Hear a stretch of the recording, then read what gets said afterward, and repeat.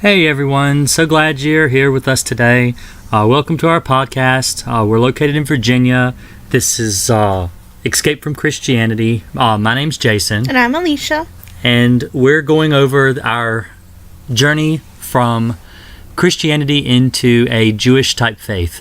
Most call it Noahide, but just to give you a basic footing, our last episode, we talked about our from childhood into Christianity. Alicia and her life, and me and my life, and basically where we're at now is how our Christian faith developed later on in life, as far as from teenage into adult and into where we're at now.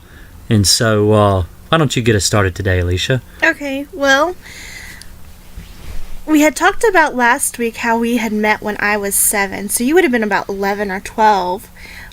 We had switched from the Worldwide Church of God because their leader, Herbert Armstrong, had died in 86. My family didn't come in until 91, and in 92 we went to Philadelphia Church of God, which is headed by Gerald Flurry. Well, now, one thing, too, that a lot of people need to understand, it's still a Worldwide Church of God church. The Worldwide Church never actually ceased to exist. What happened was it split and splintered because the leadership decided they wanted to take things in a different direction. And you had one leader would go this way and another leader would go that way. And much in the same way Protestantism is today, you have Methodists, you have Pentecostals, you have Baptists. They're all Christian, but they splinter off in different directions. So that's what happened with the Worldwide Church, is it splintered and split into all these different subgroups. So when she says Philadelphia Church of God, it is a Worldwide Church of God offshoot. If we ever were in a church other than Worldwide Church of God, we would say so, but it is all of the ones that we were in, as far as I know, and you could correct me if I'm wrong, they were all Worldwide Church of God type churches. Yeah. But that's where we were at 7. You had started attending with your family there. And I think we really got to know each other when we had a church apple butter weekend. And then from there, we were like really good friends all the way up through. We had a disagreement in our church, and our local elder left from that church. And we left with him. Well, he started his own group. He started his own Messianic form group. And I said that's what happened with the Worldwide Church. Yeah. If a deacon or a pastor or a minister or whatever you want to call him, if he decided that he was right and the leadership was wrong, they would start their own group and take 20, 30, 40 members with them. And they would start these little small organizations. Right. And so that's what ended up happening with us is your dad, I know, had some disagreements with the leadership, which caused the elder of our local congregation in Front Royal, Virginia, to leave and start his own congregation. And obviously we left with him, and we were with them for several years. And then it was after that, what was it? I think that he started believing that he was Elijah, and it was kind of crazy, and my parents left again, and then we began meeting for me in our own living room. And we would go and meet some people for like the Feast of Tabernacles or something, or the Unleavened Bread. We would get together with other Christians that had come out of the Worldwide Church of God, and we were just basically trying to figure out what the truth was and studying our Bibles. And so this went on from the time I was about, I think it was 11. Y'all came and met in our house several times. Yeah, it was 11 or 12, though, that when we left that last group and we were meeting alone, all the way up until I was 18, because we were in and out of, we went through so many different church splinters, probably. I think at one time when I counted it, it was like 20 different splinter churches that I had counted up, and I stopped counting after 20 because we literally were searching everywhere, and we were trying to keep it in accordance with Scripture, and we would find things that weren't right with Scripture, or we'd find things that weren't right that didn't agree with what Mr. Armstrong had taught, because we thought we were supposed to hold on to everything he taught. And so that continued on, and then as we would go in and out of these different little mini congregations, I know me and you, sometimes we'd be at the same congregation for holy days and different things.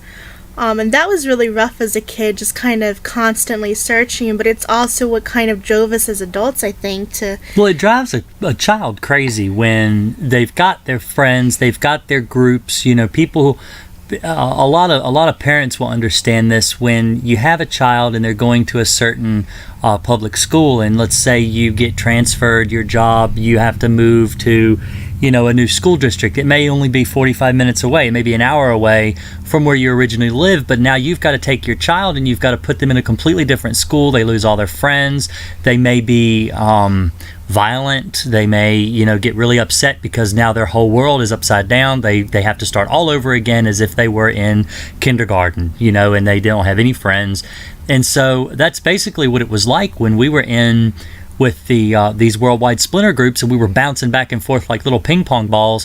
And like my friend Alicia here, I mean, of course she's my wife now, but we were best friends, and there were times I didn't see her for 3 or 4 years because her family would join up with a group that my family was in, and then we'd see each other again. And so it was like one of those things where it was funny because we actually remained friends throughout all of this bouncing back and forth, where most people lost their friends completely and they don't even contact them at all anymore. And so Right. Yeah, there were very few people for the most part. As like you went to a new church and you had lost all your old friends, and then if there were kids there, because it seemed like it was mainly older adults, very elderly senior people for the most part that would be in the congregations. So if there were children about your age, or if there were teenagers about your age, you had to start all over from scratch, and you felt like the odd one out.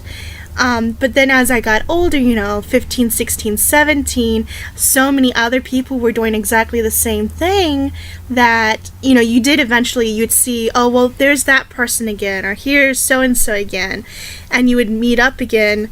And so as a child, it was definitely, and a teenager, it was definitely a struggle for me. Definitely something different than most people who grew up in Christianity would experience, I think. Kids really need a grounded area. They don't need to be bounced back and forth all over the place. They need a solid structure. They need people will tell you, like, a solid family structure. They need they don't need to be changed up so much. They don't need that stress of having to make new friends all over again. And what if my friends don't like me? What if my friends don't accept me? That's awful to put your children through every 6 months, sometimes every 3 months, every once a year. It was really rough on both of us. Well, I mean, even as you get to be an adolescent, you're worried about dating and wanting to meet someone. You start to think about the future. Well, yeah, and with it's funny because with growing up in the church, this church that we were members of, the whole idea was you didn't marry outside the church. You married within the church. And so, Alicia, she has a pretty funny story about with meeting in their home, and the only person that she had as a romantic interest was no one at all, anybody that she was even interested in. But she's like, well, I guess if I have to, that's who I have to marry. Well, no, I wasn't thinking if I have to marry this person, that's who I'm going to have to marry. I was thinking of, I think I'm going to be an old maid, and then in our congregation, the end time and the tribulation was preached. We didn't believe in a spiritual rapture. We believed in more of a physical one where we'd be kept on the earth and that we were going to have to flee to this certain location. And so I think that what I thought was going to end up happening is I was going to flee to this place of safety during the tribulation, be there for 3.5 years, and be baptized, and then eventually become a spirit being and kind of skip that whole part of my life where I get married and I have kids and raise kids and stuff like that. So that was also kind of a fear because I didn't want to miss out on that, but there simply just was not anybody interesting, to have a future with, and the few people that I had to mingle with. But, and that brings up another topic is they were so strict on not only who you married, but then once you were married, you could not divorce them. And if you did divorce them, that was it. It was like you had one shot to get married. If you didn't marry the right person, well, Moses was weak, and that's why he gave divorce to the Israelites. But in the New Testament, it was much stricter, and divorce just was not allowed for someone who was baptized into the faith. It was just, you either live with them or you separate, and that's it. I mean, you could be married to an abusive drunk, and you wouldn't know if your husband was out drinking that night. You knew he's out drinking. You know he's at the bar. You know he's going to come home. You don't know if you're going to wake up in the morning alive, but you got to stay with him because that's what Jesus would do. Right. And that's just that it isn't actually when Alicia and I got married, we did a really in-depth study on and we'll go through that too as we go throughout these podcasts. We will touch on more in depth on our physical what's the word am I looking for? Our circumstances. Yeah, our circumstances. What we had to actually go through dealing with our marriage, and what is divorce okay? Does he even condone divorce? Does he agree with it? Is it something that's backed up in Scripture? If you read the New Testament, you would come to the conclusion that no, you're not allowed to divorce ever. The only thing that allows divorce is if a woman cheats on her husband or her husband cheats on his spouse. That's the only way that you're allowed to divorce ever. That's absolutely not supported in the Tanakh. Yeah, and a lot of the ministers that we came in contact with would say, well, if your spouse cheats on you, they're bound to you forever, but you're no longer bound to them. And it was just this really weird logic that they used. But so what eventually happened to me is at 17, I was really wanting to date. We weren't really going to church. At 18, I was baptized. And then it was like as soon as I was baptized, I had the leader of this one group that we were in calling me to make sure that I sent my tithes in every week. And it just didn't sit right with me. And so I kind of went through my rebellious streak at that point, and I left the church. I moved out of my parents' house. I moved in with my boyfriend, who was he was a Catholic actually, but not an observant Catholic. And then I ended up moving to Tennessee for a while, and we were engaged. And then it was a really short-lived relationship because he was not the kind of person that I wanted to spend the rest of my life with.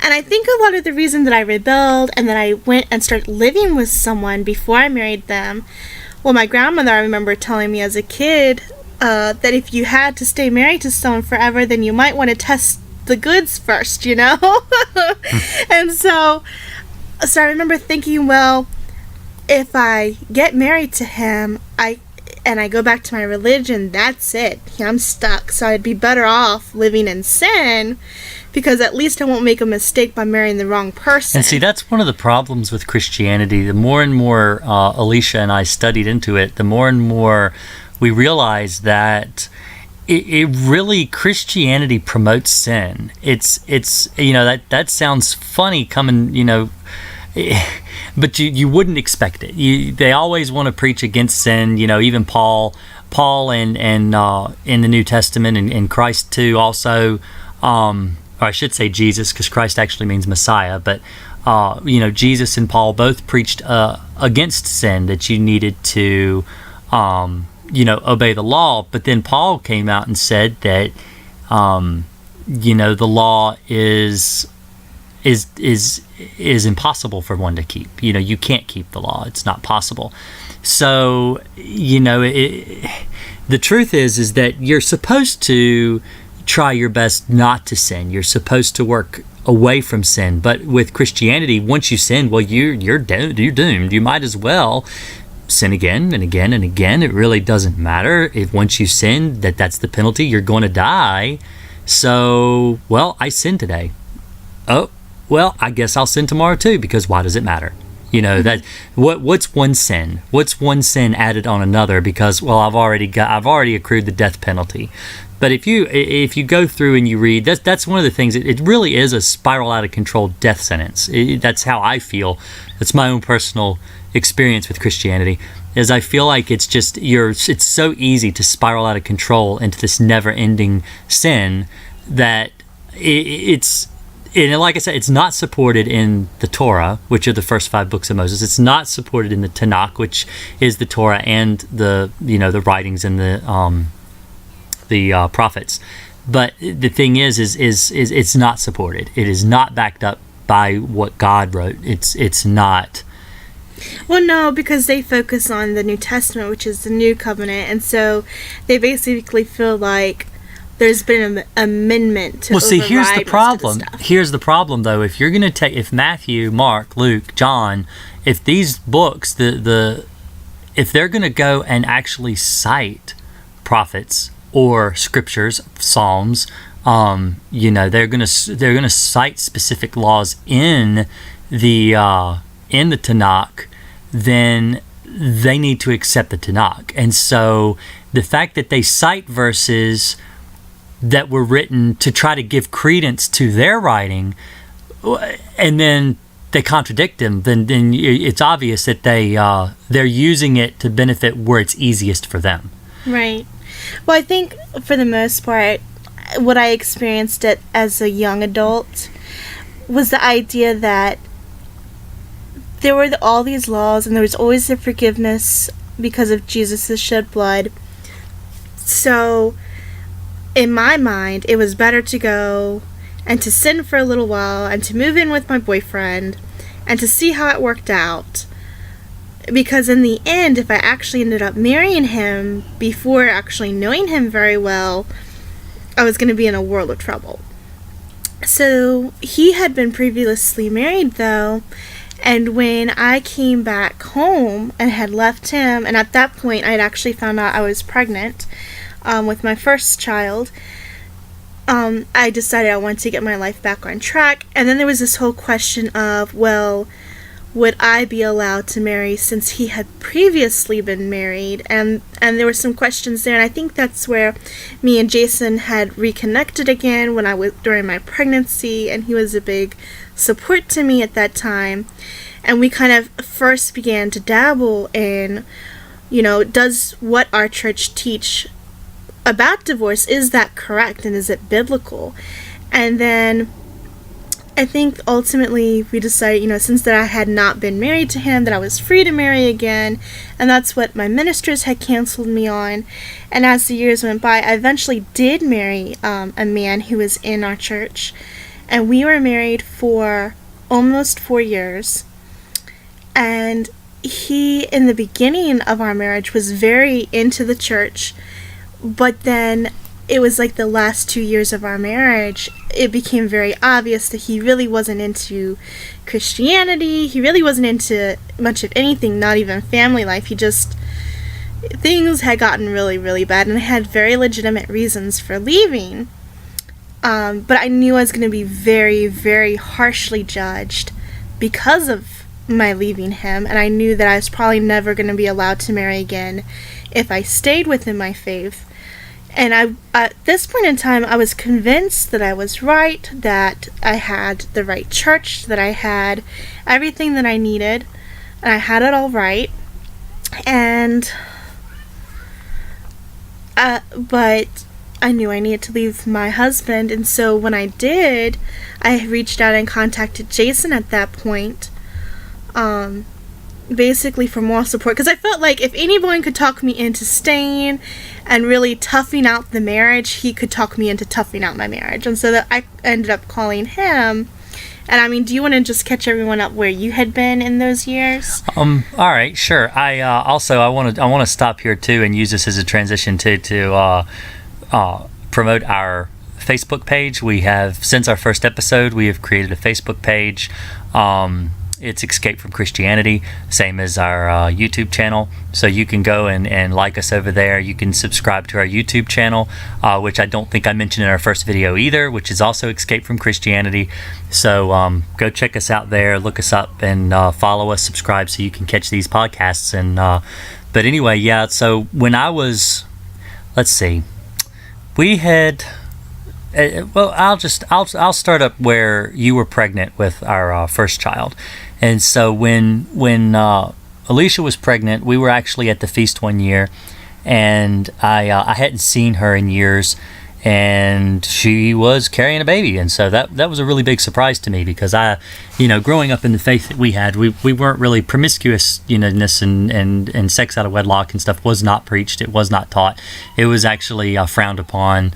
Greatly. So it really kind of surprised me to find her pregnant and not married. I actually, I had my, and also I want to admit too here that our kids are out playing a Nintendo, so they get kind of wild and rambunctious. So if their voices come through on this recording, I just want to apologize. But we're family people, and they're having a good time out there, so they might hoop and holler a little bit. And so, so anyway, we were at the feast, and Alicia was very pregnant, and I had my share of girlfriends, and throughout the years I had been talking to Alicia. I was always interested in her romantically, but we had always never taken it that far. We'd always just been best friends, always. I mean, I could tell her anything, she could tell me anything. In fact, we know everything about each other. As far as I know, she knows everything about me, the good, the bad, the good and the bad and the ugly, so to speak.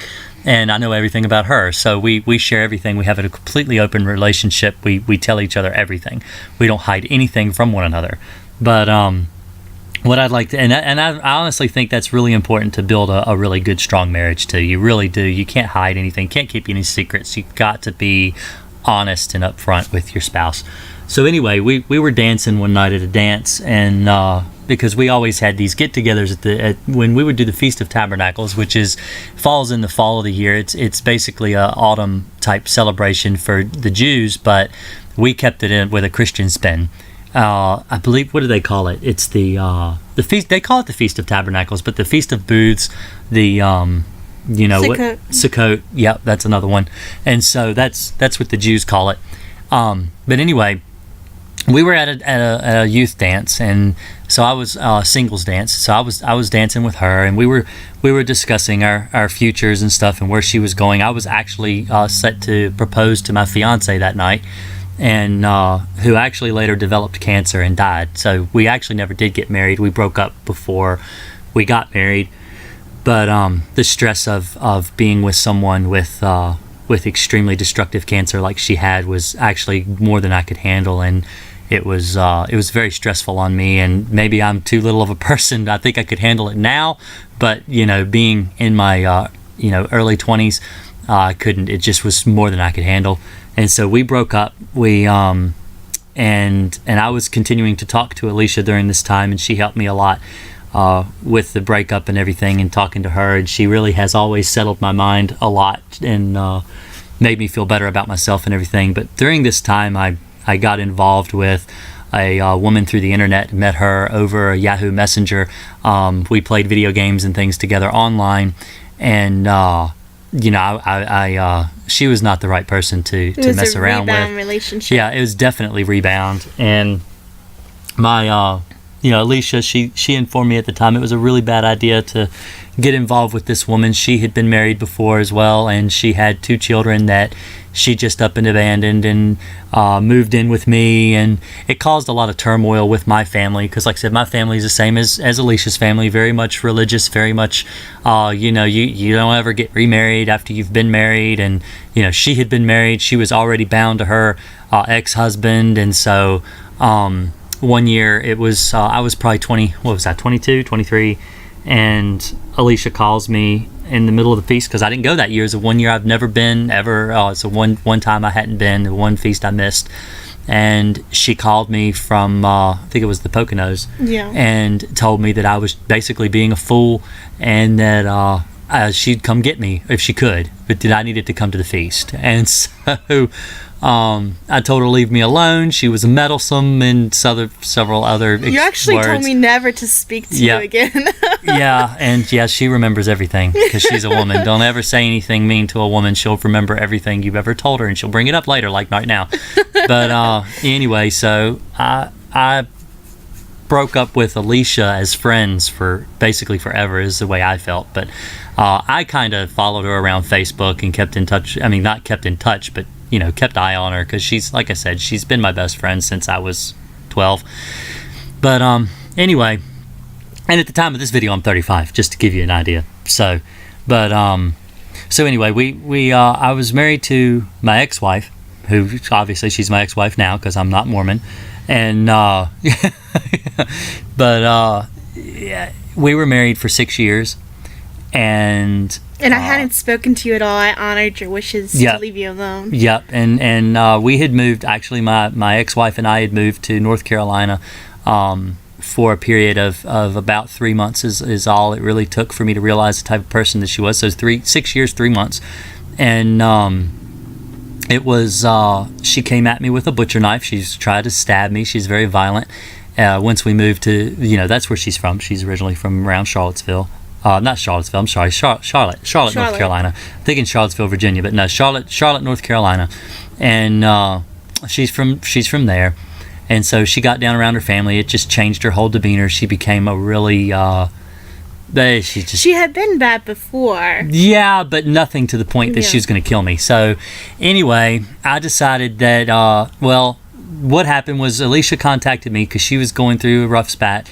And she didn't know what she could do. She was going through this divorce, and she wanted me to, like she said, talk her into staying with him. And the things I found out about him, I said, there's no way that I mean, I didn't think it was right for her to go back to her ex because of the type of person that he was. And that I felt that it was a very abusive relationship, much like what I was in. And more of a mental abuse rather than a physical abuse. But either way, abuse nonetheless, and abuse is no good for anyone. It's not good for children involved especially. Now, I didn't have any children with my ex-wife, but she did have a son, and I felt like it was best for him if she got away from the relationship. And so anyway, long story short, I moved back to Virginia. We actually I don't know where, but see, that actually catches us right up to where we need to be. Basically where we need to be as far as with the Judaism, because I was going through the divorce. My one sister, I have two younger sisters. One sister said, when my mother mentioned that I had separated from my husband, she said, I never want to hear her name again. And then the other sister, she was pregnant with her first child, and I had gone up there to help them move into their new house, and I had driven, I think it was like 26 hours straight to take her back home after she had come to visit. And when I got there, I got 4 hours sleep, not even 4 hours sleep, and her husband kicked me out because he learned about the divorce and had heard through the grapevine that I had spoken to Jason. And so they immediately were like, that's wrong, and I got kicked out and had to turn around and drive 26 hours back home. I mean, with a 7-year-old child. Right. In the back seat. My mom, a lot of stuff kind of just started crumbling for me because I was going through this divorce. I had no support from my family. I did have a tremendous amount of support through my minister and his wife. They understood. But my mother. And Jason's mother, she had known me since I was 7, and so she actually helped me find a place and get me set up on my own so I didn't have to stay with my parents. But a part of the reason why she helped me so much is my mom came down with the same identical cancer that had killed Jason's fiance. What was it, 7 years prior? 6 or 7? I was 21. Yeah, so it was the same type of cancer. It's a very aggressive form of cancer. So I didn't really have a lot of support from my family on the religious end, but then everyone was kind of upset, like, your mother has cancer, you don't need to be hashing up a lot of drama when your mom's dealing with cancer. And so there was just like zero support, and so I ended up moving down with Jason's family, closer to them, and I had a tremendous amount of support from them through all of that time when I was having this divorce. And it really drove me to study, divorce, and I between the New Testament and the Old Testament, and because we were in the Living Church of God at that point, comparing what the Living Church of God was teaching to what used to be taught in the Worldwide Church of God, and there were multiple opinions. throughout the decades that Herbert Armstrong was alive and after his death. And it just became really clear that there was a lot messed up with the divorce doctrine. Because at that point in time, Jason and I had become very close and intimate. And during our divorce, we ended up having our daughter. I got pregnant with our daughter. And so that wasn't the best, but we were struggling, with our faith. And just kind of putting everything together because there was just all this negativity about divorce. And there, honestly, in my opinion, the only thing that the Christianity divorce doctrine has done is hurt women and hurt children. And it empowers men. And it's something that really interests me. I don't know, because I was dealing with a lot of stress with divorcing my ex-wife. Yeah, true. It was definitely not something my parents supported, but they did not believe that. Well, for one, they didn't believe that she should have married me at all in the first place. But if it had been what they would consider a valid marriage, then they absolutely would have had a problem with me divorcing my wife. But right. That's it. We've got here at 30 minutes now, actually almost 32, and so we're going to go ahead and leave off for now.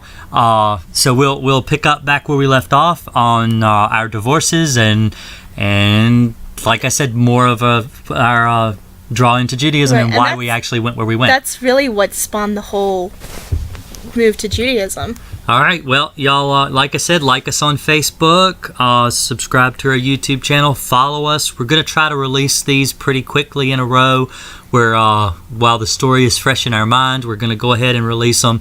We're going to try to release 2 or 3 episodes a week, and after that, we'll go to a weekly webisode. But like I said, subscribe to us. We're Escape from Christianity, and I hope we can, help a lot of you guys that are going through the same thing as we are.